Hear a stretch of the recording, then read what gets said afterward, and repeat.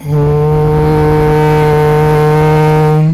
नमः शिवाय। ओम नमः शिवाय। ओम नमः शिवाय। रामचंद्र महावीर को नमन हजारों बार। पाप कर्म सबके कटे और कटे संसार। बीत राग विज्ञान में रामचंद्र महावीर जन जन की पीड़ा रे सुख देवे भरपूर। अहिंसामयी विश्व धर्म की मर्यादा पुरुषोत्तम भगवान रामचंद्र जी की, महावीर भगवान की, आचार्य गुरुवर श्री विद्यासागर जी महाराज की, आचार्य श्री समय सागर जी महाराज की। एक सदाचार गीत बोल करके आगे अपनी बात करता हूं, आप भी इसको दोहरा सकते हैं। हम भारत के वीर जवान, सदाचार इसकी पहचान।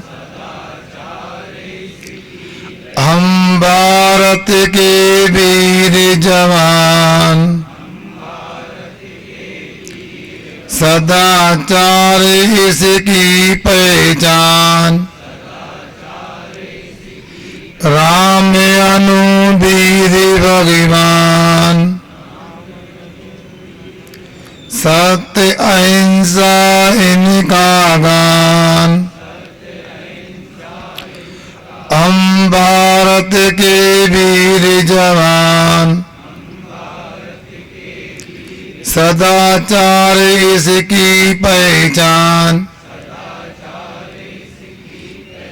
भागवत गीता आदि पुराण, सत्य अहिंसा जीव सताना दुख की घान। हम भारत के वीर जवान, सदाचार इसकी पहचान। अंडा है मुर्गी की जान, शाकाहार इसे मत मान। हम भारत के वीर जवान, सदाचार इसकी पहचान। अंडा मांस मदिरा पान, इनको त्यागो बनो इंसान। हम भारत के वीर जवान,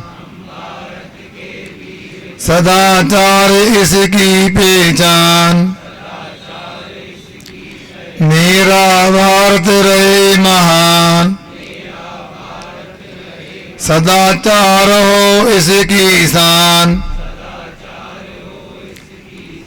हम भारत के वीर जवान, सदाचार इसकी पहचान। सदाचार इसकी पहचान। उपस्थित महानुभावों, आज आपके बीच में आकर के बचपन की यादें ताजी हो गई। साधु बनने के पहले कई बार शाखाओं में जाना हुआ हमारा, और हमने अच्छे से देखा है कि यदि भारत देश की कोई रक्षा कर सकते हैं, भारत देश की आन बान शान को बनाए रख सकते हैं, तो राष्ट्रीय स्वयंसेवक के सदस्य ही कर सकते हैं। हम जिस भारत देश में रहते हैं, इस भारत देश का सौभाग्य है, यहाँ अनादिकाल से ऋषि मुनियों ने, भगवंतों ने जन्म लिया है, और हमारा सौभाग्य है ऐसे भारत देश में हमने जन्म लिया है। आज आप लोग यहाँ पर आए हो, ऐसी धूप में बैठे हो, ये अपने देश भक्ति का परिचायक है। इस देश का नाम हिंदुस्तान है, और हिंदुस्तान को भारत के रूप में भी पहचानते हैं। मैंने चिंतन किया, आखिर इस देश का नाम हिंदुस्तान और भारत क्यों है? तो इसके अक्षरों की ओर गौर किया तो ध्यान देना मैं आपको बताता हूं। हिंदुस्तान का हिंद कहता है हिंसा से तुम दूर रहो, हिंसा हिंदुस्तान का दुष्ट कहता है दुश्मन को भी प्यार करो, हिंदुस्तान का ता कहता है तानाशाही दूर रखो, हिंदुस्तान का ना कहता है नशा पाप से दूर रहो, नशा पाप से दूर रहो। फिर भारत का चिंतन किया, ये भारत हमारे राष्ट्र का नाम है। आपको पता है इतिहास में मर्यादा पुरुषोत्तम रामचंद्र जी के भाई का नाम भी भरत था, और राम भगवान के कुल में, रघुकुल में लाखों हजारों वर्ष पहले रघुकुल में इक्ष्वाकु वंश था, उसमें ऋषभदेव उत्पन्न हुए। ऋषभदेव के पुत्र का वही नाम चक्रवर्ती भरत था। और इतिहास में हम जब पढ़ते हैं, वैश्य पुराण हो, मार्कंडेय पुराण हो, आदि पुराण हो, तो पता लगता है ऐसे महापुरुषों के नाम पर इस देश का नाम भारत पड़ा है। और इस भारत में 3 अक्षर भले ही है, इसका भी बड़ा गहन अर्थ है। भारत देश का भाग कहता है, भारत भाग विधाता है। भारत देश का भाग कहता है, भागवान जो यहाँ रहे। भारत देश का रा कहता है, रग रग से तुम राम भजो। और भारत देश का ता कहता है, तन मन से तुम स्वस्थ रहो, तन मन से तुम स्वस्थ रहो। ऐसे भारत में हम लोग रहते हैं। और सोचो, भारत एक विश्व गुरु की तरह रहा है। दुनिया में अनेक प्रकार की खोजें हुई हैं, दुनिया में अनेक प्रकार के आविष्कार हुए हैं, मगर बंधुओं, भारत में खोजें भी हुई हैं, आविष्कार भी हुआ है, मगर विशेषता है कि यहाँ पर राम श्री कृष्ण जैसे महापुरुषों ने जन्म लिया है। ऐसी भूमि पर यदि अपने द्वारा जन्म लिया है तो कई जन्मों में अच्छे काम किए होंगे, तब हमें यह जन्म मिला है। अब मैं आप लोगों से कहना चाहता हूं कि शासकीय की व्यवस्थाओं में भी बचपन में जब मिडिल स्कूल में पढ़ता था, स्काउट गाइड के माध्यम से देश प्रेम का पाठ सीखा। हायर सेकेंडरी में आए, नेशनल कैडेट कोर एनसीसी के माध्यम से देशभक्ति के सूत्र सीखे। और बीच में RSS का भी संपर्क बचपन से बना रहा। मैं इतना ही कहना चाहता हूं, जिंदगी तो कई बार मिल जाएगी। ये जिंदगी अपने को मिली है अच्छे काम करने के लिए मिली है। शास्त्रों में ये लिखा है, आत्मा का कल्याण करो। शास्त्रों में लिखा है कि परोपकार करो, मगर इनके ऊपर ये भी लिखा है, अपने देश की सुरक्षा के लिए भी चौकन्ना रहो, चौकन्ना रहो। हम लोग आज ये दशहरे के प्रसंग पर यहां पर आए हैं। सब जानते हैं आज का दिन अन्याय पर न्याय की जीत के रूप में अपने सामने हर वर्ष आता है। मगर हमने कभी विचार किया कि हम अन्याय पर जीत प्राप्त करने के लिए कभी संघर्ष करते हैं क्या? आप लोग यहां पर आए हैं, मैं तो इस उम्मीद से आया था गैरतगंज का हर युवक इसी दशहरे मैदान में ब्लॉक ग्राउंड में होगा। आगे कभी प्रसंग होगा तो उनको बुलाने का प्रयास करेंगे। आप लोगों से मैं ये कहना चाहता हूं, हिंदुत्व की बात आती है तो अनेक प्रकार की परिभाषाएं अपने सामने आती हैं। कल एक भैया ने मेरी पुस्तक को प्रार्थना की, नमस्ते सदा वत्सले मातृभूमि उपलब्ध कराई थी। उसमें हिंदू की परिभाषा बताई थी, वो तो मुझे शायद याद नहीं रही, मगर थोड़ा संस्कृत का अभ्यास होने से मैंने तो ये समझा है, हिंसाया या दूरम भवति सा हिंदू। जो हिंसा से दूर होता है उसका नाम हिंदू होता है।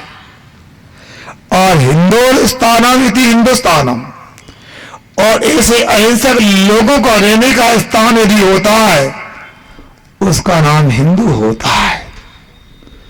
हम लोग यहां पर बैठे हैं, हम लोग अनेक अपने नाम के साथ विशेषण लगाते, कोई सोनी लिखता है, कोई कुशवाहा लिखता है, कोई जैन लिखता है, कोई तिवारी लिखता है। मगर आप लोगों को याद रखना चाहिए, ये तो व्यवस्था है लोक में कार्य करने के लिए। यथार्थ में देखें, धर्म तो एक ही है, उसको अहिंसा धर्म कहेंगे। अथवा अहिंसा धर्म का पर्यायवाची यदि चाहिए आपको कोई शब्द, वो शब्द सनातन धर्म है। सुन रहे हैं आप लोग? मेरी बात समझ में आ रही है ना? वो है सनातन धर्म। आखिर ये भी विचार कर लें, सनातन धर्म का मतलब क्या? तो सनातन का मतलब तो अनादि निधन, जिसका प्रारंभ भी नहीं और जिसका अंत भी नहीं, ऐसे धर्म का नाम सनातन धर्म होता है।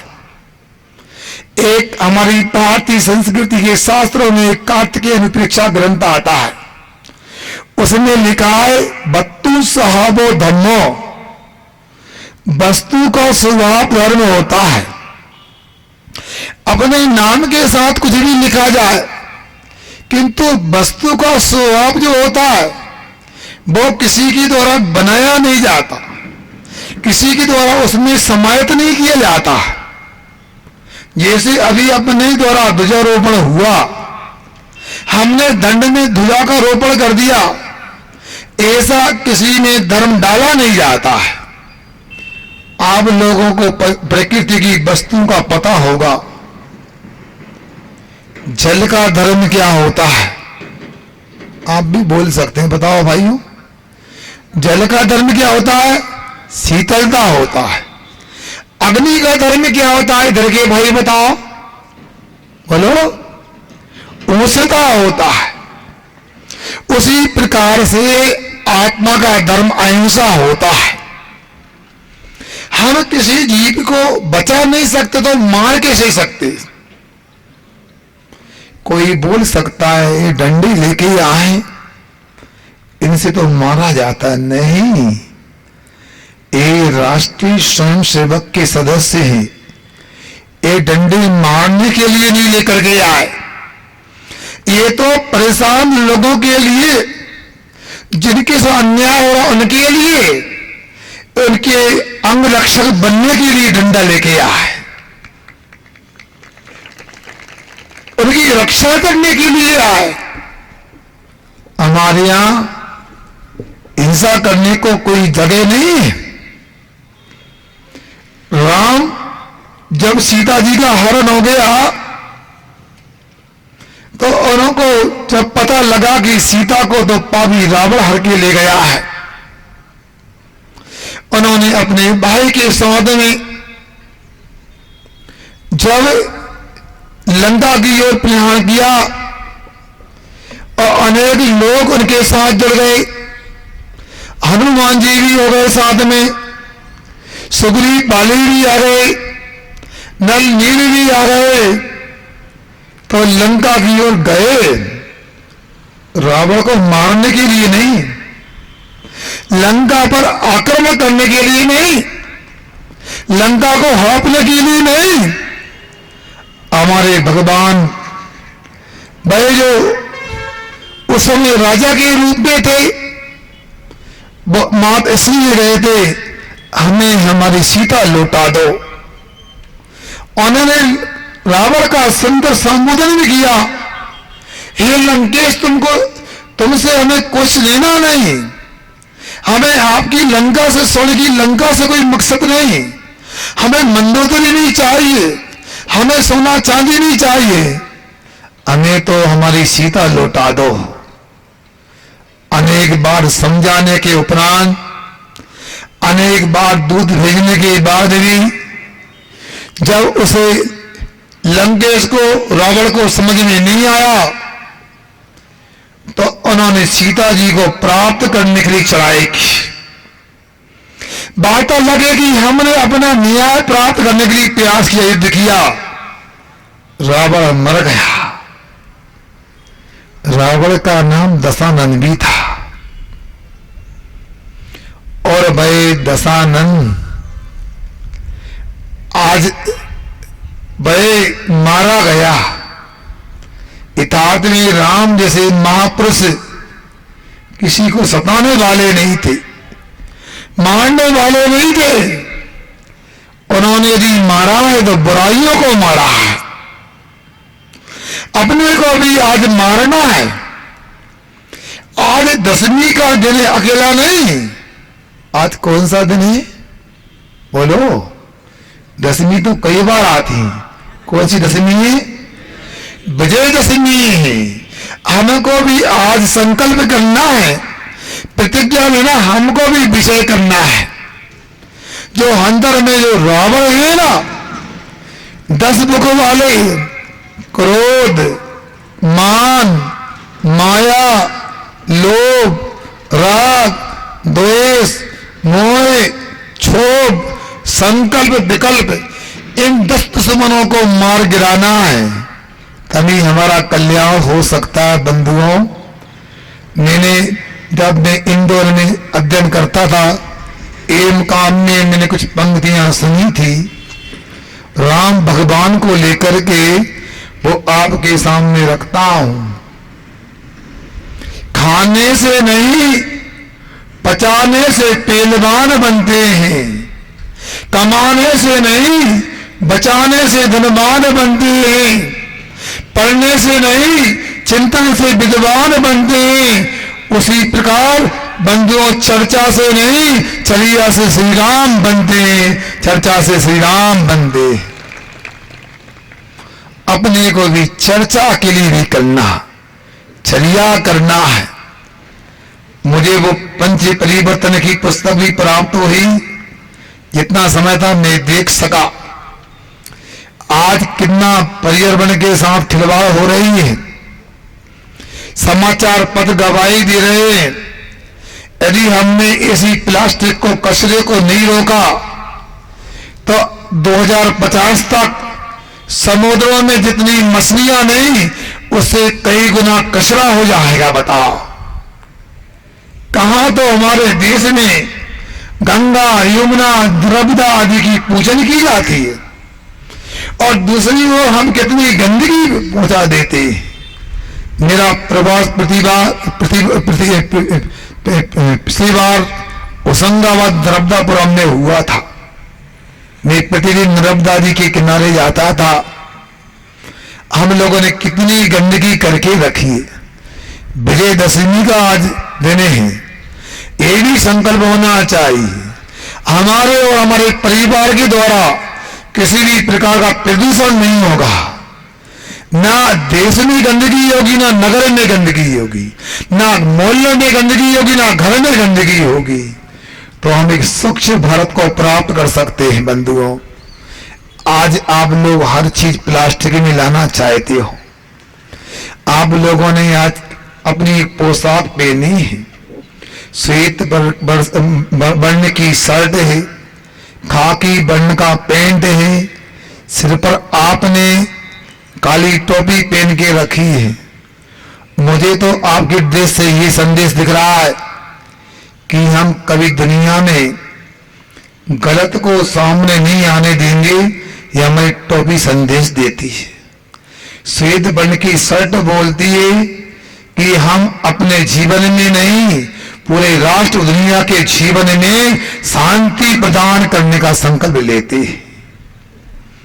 खाकी पैंट भी इस बात की वह सूचना देता है कि हम प्रत्येक जीव की रक्षा करने का संकल्प लेते हैं। अभी हम लोगों ने जो सदाचार गीत पढ़ा था, अंडा है मुर्गी की जान शाकाहार ऐसे मत मान। देखो, त्याग करना नहीं करना बात की बात है, मगर आज टेलीविजन आदि में बताते अंडा शाकाहारी होता है। अपने देशवासियों के लिए इतनी भ्रांति तो नहीं होना चाहिए। सही सही समाचार मिलना चाहिए। अपने गिरवे में कितने वृक्ष हैं? अंडे का कोई वृक्ष है? अंडे का वृक्ष नहीं तो शाकाहारी कैसे हो सकता है? शाका पे रखता नहीं है। अंडे में तो मुर्गी का चूचा निकलता है। इसलिए अपने को सही सही परिभाषा बनाना चाहिए। शाकाहार का मतलब होता है शांति कारक, हानि रहित। आपका समय और भी कार्यक्रम करने के लिए मैं जल्दी से अपनी बात पूरी करता हूं। इसी प्रकार आज देखो, बहुत सारी बातें होती हैं। कौन व्यक्ति कहता है कि शराब पीना अच्छा है, मगर आज शराब का प्रचार प्रसार हो रहा है। उसको भी राष्ट्रीय स्वयंसेवक के द्वारा उसको दूर करना चाहिए। शराब से घर नरक हो जाता है, घर के सदस्य नारकी बन जाते। सोचो, विचार करो। इतिहास में, पुराण ग्रंथों में पढ़ने मिलता है, शराब के कारण ही द्वारका जल गई थी एक बार। ऐसी वस्तु हमारे बीच में नहीं आना चाहिए। एक तंबाकू, बीड़ी, सिगरेट भी कोई कम नहीं होती। अभी मैं आप लोगों से कहना चाहता हूं, इस राष्ट्रीय स्वयंसेवक के माध्यम से राष्ट्र की सेवा जिंदगी भर करना चाहते हो कि 2-5 वर्ष करना चाहते हो? बताओ, बोलो। जैसा माहौल आज दिख रहा है हमेशा होना चाहिए ना। जिंदगी भर करना चाहते हो, आपकी भावना उत्पन्न है, मगर डॉक्टर कहते तंबाकू पीने से, खाने से व्यक्ति की उम्र तो 5 वर्ष की रह जाती है। जिंदगी भर सेवा कैसे कर सकोगे? स्वयं को और अपने साथियों को नशा मुक्त करो तो बात बने।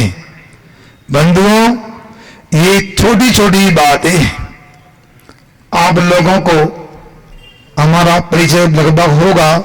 यहाँ तो साधु संत आते रहते हैं, हमारा भी आना हुआ है। सबसे पहले मेरा यहाँ आना हुआ था हमारे गुरु महाराज के साथ में। इसी ब्लॉक ग्राउंड में धर्मोपदेश प्रवचन हुआ था। हमारे गुरु का नाम का परिचय देना कोई आवश्यकता नहीं समझता, वो सब जानते हैं। हमारे गुरु का नाम क्या है? परम पूज्य आचार्य विद्यासागर जी महाराज। क्यों बंधु जानते ना, यहां पर भी कई बार आना हुआ है। अब सोचो, ये साधु जो होता है, अब आपको लग रहा है कपड़े नहीं पहनते, ये कौन से धर्म के साधु हैं? तो कोई किसी जैन धर्म के, मैंने पहले ही बोल दिया, ये शैव संप्रदाय, एक वैष्णव संप्रदाय, एक जैन संप्रदाय, संप्रदाय समूह तो हो सकता है, धर्म तो एक ही है, वो सनातन धर्म है, अहिंसा धर्म। अहिंसा धर्म का सनातन धर्म का एक अर्थ है। अब आपको लगेगा ये साधु कौन है, तो आपसे कोई पूछे तो आपको ये नहीं बोलना कि ये जैन साधु हैं, ये बोलना ये हमारे भारतीय संस्कृति के साधु हैं। महाराज ऐसे कैसे कहेंगे? भाइयों, आप लोग दुनिया में भ्रमण करते हो, हमारे मध्य प्रदेश में एक स्थान है उज्जैनी, महाकाल का मंदिर, जहां प्राचीन काल से उज्जैनी को अवंतिका के रूप में हम पहचानते थे, अब उज्जैनी नाम हो गया। वहां पर 12 वर्ष में एक मेला लगता है, कौन सा बोलो? कुंभ नहीं, महाकुंभ का मेला लगता है। मैं उत्तर प्रदेश के 1.5 महीने में गंगा नदी के किनारे रहा, जो पुराना इलाहाबाद, आज उसका पुनः नाम प्रयाग हो गया। वहां पर भी 12 वर्ष में महाकुंभ लगता है। और एक और जो पूर्वी उत्तर प्रदेश में, उत्तराखंड में स्थानों का हरिद्वार, वहां पर भी महाकुंभ लगता है। आप लोग गए भी होंगे, बहुत सारे लोग गए कि नहीं गए? मेरा भी जाना हुआ है। और वहां देखना, बिना कपड़े के त्यागी आपको साधु मिलेंगे, एक नहीं हजारों मिलेंगे। शरीर पर धागा भी नहीं होता, एक कपड़ा भी नहीं होता, वो हिमालय की तलहटी में साधना करते हैं, गुफा में रहकर तपस्या करते हैं, बर्फ गिरती है तो गुफा को बंद कर लेते हैं, अंदर साधना करते हैं। वो हमारे शिव संप्रदाय से होते हैं, कोई जैन संप्रदाय से होते हैं। तो ये आप लोगों को पता होना चाहिए। हमारी भारतीय संस्कृति में जन्म लेते हैं और मरण भी होता है। जन्म तो सब बिना कपड़े की लेते, कोई भी हो, किसी भी मजहब को पालने वाला हो, जब मरण होता है, और हमारी हिंदू संस्कृति में अग्नि संस्कार किए जाते तो कैसे करते हैं? बोलो भाई, हैं? बोलो ना, कपड़े निकालते हैं ना। अब मेरे से कोई कहे कि आप नंगे क्यों रहते, कपड़े क्यों नहीं पहनते, तो मैं तो कह सकता हूं, आप भी कह सकते हैं, अरे आना नंगा और जाना नंगा, फिर बीच में कपड़े का क्या दंगा। जैसे प्रकृति होती है, वृक्ष होते हैं, कपड़े नहीं होते उनके पास, पर्वत होते पर कपड़े नहीं होते। वैसे ही जो सभी प्रकार की हिंसा से दूर रहकर अहिंसा का पालन करना चाहता है, तो उसे कपड़े का त्याग करना तो आवश्यक है। कपड़े पहनते हैं, आपको पानी की आवश्यकता होगी, जल का हम नाश करेंगे, जल को खर्च करेंगे, साबुन लगाएंगे, जल में रहने वाली मछली आदि मर जाएगी, छोटे जीव मर सकते हैं। यही आपको जीवत्व के बारे में नहीं, दिगंबर के बारे में बता रहा था मैं। ये हमारी भारतीय संस्कृति है। तो उसी परंपरा में हमारे गुरु आचार्य विद्यासागर जी महाराज हुए, और आपको पता होगा अभी कुछ महीने पहले उनका स्वर्गगमन हो गया, सबको पता है। लोकसभा आदि में श्रद्धांजलि भी हुई, और जब आचार्य महाराज थे विधानसभा आदि में गए, और राष्ट्रीय स्वयंसेवक के जो हमारे सर्वोच्च मोहन भागवत जी, वो एक बार नहीं कई बार आचार्य जी के पास जाते थे, राष्ट्र के उत्थान के लिए, संस्कृति की सुरक्षा के लिए घंटों चर्चा करते थे। और बंधुओं, वो आचार्य विद्यासागर जी भी हमारी आज की भारत भूमि पर ऐसे संत हुए हैं जिन्होंने स्वदेशी का लिए बुगल बजाया है। जो बात कभी गांधी जी ने कही थी वो आचार्य विद्यासागर जी ने भी कही कि अपने कपड़े हाथ से बनाओ। अनेक नगरों में हजारों हथकरघा खुलवा दिए, हस्तशिल्प को प्रोत्साहन दिया गया। आपको पता है हमारी संस्कृति में गाय का बड़ा स्थान है। गौ माता को आज तो आपने नहीं पूजा है, आने वाली दिवाली पर गाय की भी पूजा भारतीय संस्कृति में होती है। और भारत के शास्त्रों में चर्चा है कि एक गाय के शरीर में 33 करोड़ देवताओं का वास होता है। सुन रहे? मगर कभी हमने सोचा जिसमें 33 करोड़ देवता का वास होता है वो हमारी गौ माता सड़क पे खड़ी रहती दिन और रात। हमने कभी उसके लिए प्रयास किया? मगर एक संत आचार्य विद्यासागर जी ऐसे हुए जिन्होंने अपने जिंदगी में सैकड़ों गौशालाएं खुलवाई और लाखों गौ माता का संरक्षण किया। उनका नाम है आचार्य विद्यासागर जी महाराज।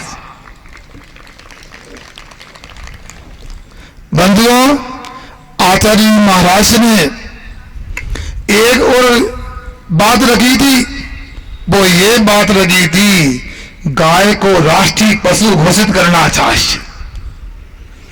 आचार्य विद्यासागर जी महाराज बड़े महामानव थे जिन्होंने भारत में मातृभाषा के रूप में शिक्षा हिंदी में होना चाहिए। यदि हमारे देश का नाम हिंदुस्तान है तो शिक्षा हिंदी में होना चाहिए। आज आप लोग देखते हो हर व्यक्ति अंग्रेजी माध्यम से पढ़ाना चाहता है। परिणाम क्या निकल रहे हैं? पश्चिमी भाषाएं अंग्रेजी, हर काम पश्चिमी में ढल गया है व्यक्ति का। एक व्यक्ति ने हमें सुनाया था, क्या राष्ट्रीय स्वयं सेवक की मान्यता होती है कि हम एक देश में नहीं रहते, हम एक परिवार में रहते हैं और परिवार में रहते सबकी आवश्यकताओं का ख्याल सबको रखना चाहिए। तो उस व्यक्ति ने हमको सुनाया था, संभवतः वो हुक्म तंजीद सावला थे और विश्व हिंदू परिषद के बड़े पदाधिकारी थे, आप लोग जानते होंगे शायद। उन्होंने कहा था कि भारतीय संस्कृति भारत की क्या मान्यता है और पश्चिमी संस्कृति की क्या मान्यता है। तो उन्होंने कहा था कि भारतीय संस्कृति की, राष्ट्रीय स्वयंसेवक की और हमारे देश की क्या मान्यता है। तो भारत की मान्यता सुनिए, यहाँ कहा गया है विश्व एक परिवार है जिसमें सबको जीने का अधिकार है। और पश्चिमी संस्कृति में कहा है विश्व एक बाजार है जिसमें अकेला मुझे जीने का अधिकार है। यदि हम अकेला चलेंगे, अकेला अकेला अपना सोचेंगे तो कभी सुखी नहीं रह सकते। हमारे लिए पशुओं की भी आवश्यकता है, हमें पक्षियों की भी आवश्यकता है, हमें खेती की भी आवश्यकता है और हमें जनमानस की भी आवश्यकता है। जहां तक मुझे ख्याल है राष्ट्रीय स्वयंसेवक संघ का मैं भी सदस्य रहा, तो मुझे तो यही समझ में आया था कि राष्ट्रीय स्वयंसेवक देश के उत्थान, देश की रक्षा के लिए समर्पित रहता है। किसी वर्ग को, किसी समूह को ठुकराने की बात नहीं करता। हम किसी की लाइन छोटी नहीं करेंगे, हम अपनी लाइन बड़ी करेंगे। हिंसा की लाइन किसी ने खींची है तो अहिंसा की लाइन इतनी मोटी बड़ी कर देंगे कि हिंसा की लाइन छुप जाएगी उसमें। हमारा ये लक्ष्य सफल हो जाएगा। हजारों गौशालाएं आज भी हैं मगर उनमें गायों का संरक्षण आज भी होना कठिन है। आचार्य विद्यासागर जी महाराज ने प्रयास किया था, अनुकरणीय, प्रशंसनीय है। और उन्होंने नई शिक्षा नीति में जो सलाहकार लोग थे उनमें आचार्य विद्यासागर जी का भी नाम आपने पढ़ा होगा, समाचार पत्रों में आया है। उन्होंने कहा ऐसी शिक्षा नीति हो जिसमें हर व्यक्ति का हित हो, सबका उत्थान हो, रोजगार की मोहताज नहीं होना पड़े। और बंधुओं, गाय के माध्यम से जो चक्र बनता है, शुद्ध गाय घर में होती है, गोबर होता है, गोमूत्र होता है, खेत में डालते हैं अच्छा स्वास्थ्यवर्धक अनाज सब्जी होती है, उसके माध्यम से भूसा होता है, गाय का जीवन यापन होता है।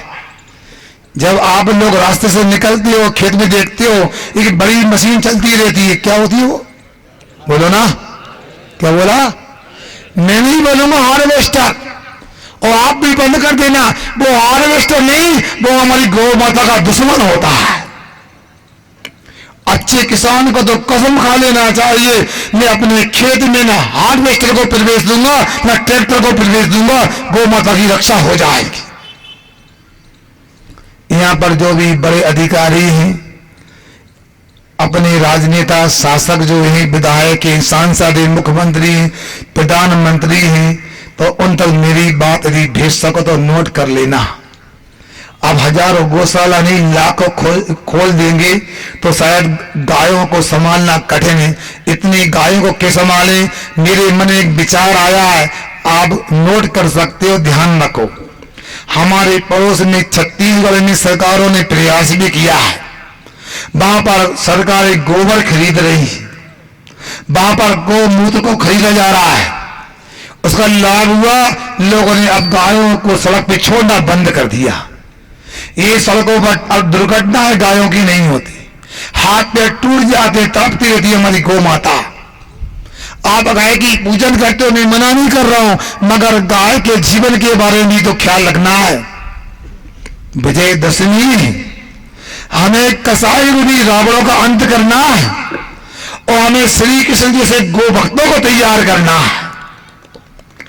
समझ बात आ रही? इतिहास में पढ़ते नारायण श्री कृष्ण ने गायों की रक्षा के लिए गोवर्धन पर्वत उठा लिया था। क्यों? शक्तिशाली थे, 3 खंड के अधिपति थे, महापुरुष थे। तो ऐसे श्री कृष्ण ने गायों की रक्षा करने के लिए गोवर्धन पर्वत उठाया है। तो हम इतना तो कर सकते, एक चिट्ठी लिख करके, पोस्ट कार्ड लिख करके अपने मुख्यमंत्री प्रधानमंत्री महोदय को भेज दें, हमारे प्रदेश में, हमारे पूरे देश में गाय का गोबर खरीदा जाना चाहिए, गौमूत्र खरीदा जाना चाहिए। वो गोबर, वो गौमूत्र बैठे में नहीं जाना चाहिए, हमारे अन्नदाता खेत में जाना चाहिए। वो खेत में जाएगा गोबर तो बेल का भी, बंडरेरे का भी पालन होगा, गाय का भी संभाल होगी, लोग खेती भी करेंगे, तो अपना श्री कृष्ण और राम के जमाने का काम हो सकता है। तो आप लोगों को इस बात को ध्यान रखना है। अब एक बात मुझसे कल कहा था, लोग चर्चा कर रहे थे, महाराज जी आप ध्वजारोहण के बारे में भी कुछ चर्चा करो। देखो बंधुओं, देखो समय कितना, मुझे घड़ी नहीं मेरे पास, भैया घड़ी रखना। अच्छा मैं पूरा करता हूं विषय को, थोड़ा विलंब हो गया अन्यथा नहीं समझना। तो ध्वजा के बारे में, ध्वजा का पर्यायवाची नाम होता है पताका। जब पता लगा कि सीता जी लंका में हैं, अब जाए कौन, किसकी शक्ति है, तो राम भक्त हनुमान जी में ऐसी सामर्थ्य थी, विद्याधर थे, आकाश में वायुयान की तरह जाने में सामर्थ्य रखते थे। तो बंधुओं फिर क्या हुआ, हनुमान जी आकाश मार्ग से गए, मगर वो समस्या सीता को कौन ढूंढे इतने बड़े लंका में।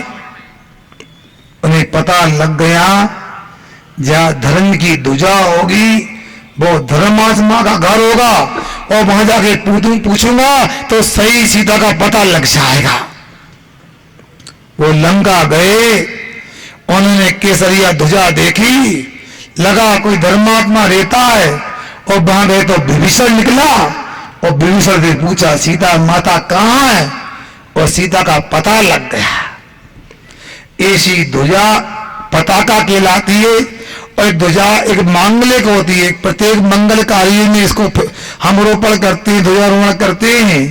आपको पता अपने देश का ध्वज है वो क्या है, तिरंगा है। ऊपर केसरिया पट्टी त्याग बलिदान की होती है, मध्य की सफेद पट्टी शांति की परिचायक होती है, और बीच की नीचे की हरी पट्टी हरियाली की प्रतीक होती है।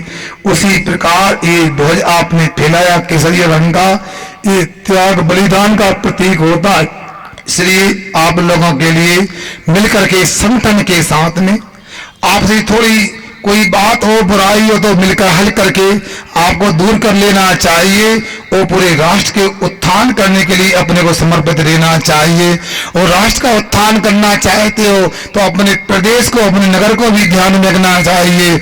मैं तो चाहता हूं इस नगर के जो भी विधायक है उनको राष्ट्रीय स्वयंसेवक के द्वारा ज्ञापन होना चाहिए या मेरे पास को लेके आओ कि हमारे गौ माता का गोबर सरकार को खरीदना चाहिए, गौमूत्र को खरीदना चाहिए, तो हमारा गिरधगंज बहुत अच्छा बन जाएगा और स्वच्छ बन जाएगा और गायों की रक्षा हो जाएगी।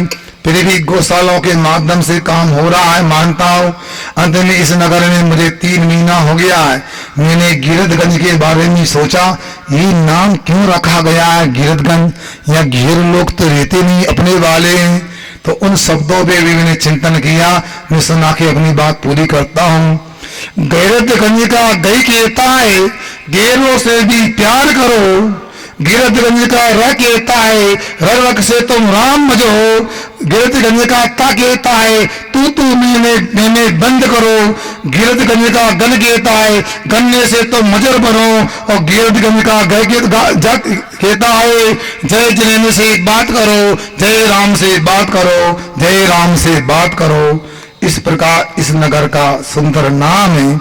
इस नगर में आप रहते हैं, राष्ट्र की रक्षा के लिए आप लोग समर्पित हैं और साधु संत हैं। हम तो उपदेश दे सकते हैं, हमारी भावना है। हमारा भारत अनादिकाल से विश्व गुरु रहा है, एक बार पुनः विश्व गुरु रहे। दुनिया के लोग आके यहाँ से सीखें कि भारत देश की क्या विशेषता है। यहाँ पर हर दिल में, हर मन में भगवान बसते हैं। बंधुओं, एक व्यक्ति आया विदेश से, उसको लेने गए तो पैर में जूते नहीं थे, चप्पल नहीं थी, ऊपर टाई थी, टोपा था, सब कुछ था। लोगों ने पूछा कि भाई ये व्यक्ति चप्पल जूता भूल गया क्या 22,000 में? उसे पूछा कि आप चप्पल जूते पहन के क्यों नहीं आए?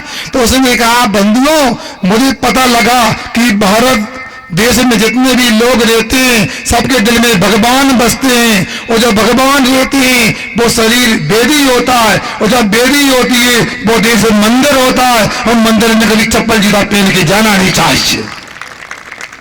विदेशों की इसी दृष्टि हमारे देश के प्रति आज मैं सबको आशीर्वाद देना चाहता हूँ। रावण की तरह जो बुराइयां अपने अंदर हैं उनको दूर करें, समाज की बुराइयों को दूर करें, मिलकर के पुनः एक हिंदू राष्ट्र बनाने के लिए अपन कटिबद्ध हों। यहाँ कोई व्यक्ति किसी जाति से संबंध नहीं, जो अहिंसा में विश्वास रखता वो हर शख्स हिंदू होता है।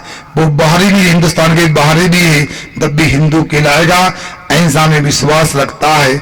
आप लोगों ने 9 दिन तक शक्ति की प्रतीक दुर्गा की आराधना की, आपने विद्या की प्रतीक सरस्वती की आराधना की। आप ऐसी सरस्वती की आराधना करो और आत्मा की शक्ति को बढ़ाते रहो, ऐसा ही हमारा आशीर्वाद है। बोलो ऐसा परमाओ धर्म की, विश्व बंधवी बीतरागी रामचंद्र भगवान की, राम भक्त हनुमान भगवान की, महावीर भगवान की, आचार्य गुरु बड़े विद्यासागर जी महाराज की। सब लोग अपने अपने आराधना 9 बार नाम याद कर लें, अपन अपनी बात को ही विराम देते हैं।